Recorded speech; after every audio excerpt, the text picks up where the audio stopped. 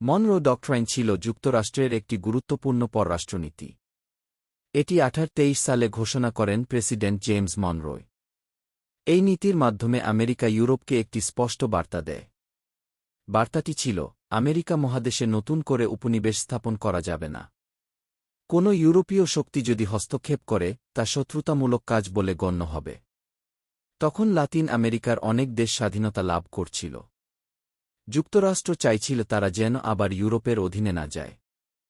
তাই এই নীতির মাধ্যমে তাদের নিরাপত্তার আশ্বাস দেওয়া হয়। একই সঙ্গে যুক্তরাষ্ট্র প্রতিশ্রুতি দেয় যে তারা ইউরোপের রাজনীতিতে জড়াবে না, অর্থাৎ উভয় পক্ষ একে অপরের এলাকা থেকে দূরে থাকবে। এই নীতি প্রথমে প্রতিরক্ষামূলক মনে হলেও পরে ভিন্নভাবে ব্যবহৃত হয়।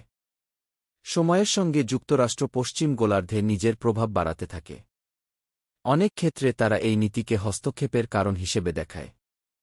তবুও এটি আমেরিকার কূটনৈতিক ইতিহাসে একটি বড় ঘোষণা।